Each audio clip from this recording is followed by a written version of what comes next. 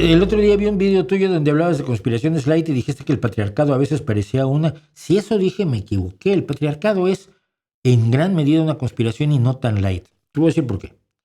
En muchas ocasiones he tratado de que entendamos cómo era el mundo antes de los anticonceptivos, cómo era el mundo antes de las ideas progresistas.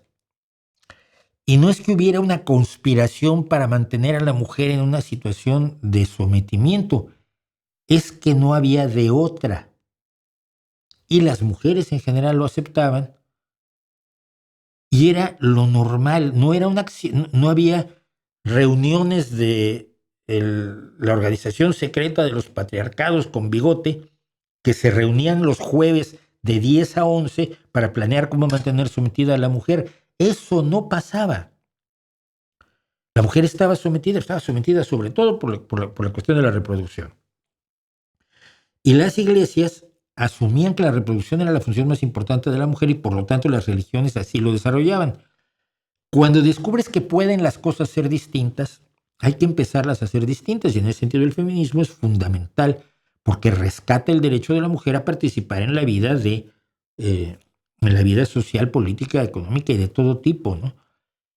Pero decir que dar la idea de que hay una especie de organización que controla y que manipula y que pone obstáculos, es un poco bobo. Claro que se le ponen obstáculos a los avances de la mujer, pero no es porque haya una organización secreta de señores con capucha que lo hacen, sino porque hay una serie de inercias sociales que tenemos que conocer, que tenemos que detallar, que tenemos que desmenuzar y comprender para poderlas disolver.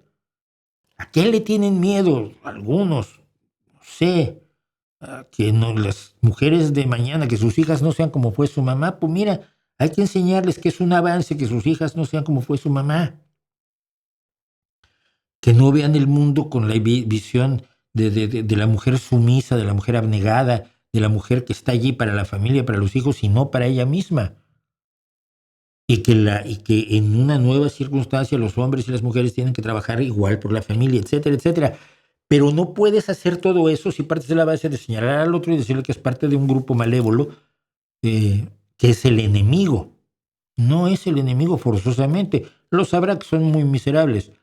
Pero el enemigo es fundamentalmente una historia que hay que entender para superarla, creo yo. Entonces, y no me parece tan light, porque muchas veces se usa como una explicación simple de algo que es mucho más complejo.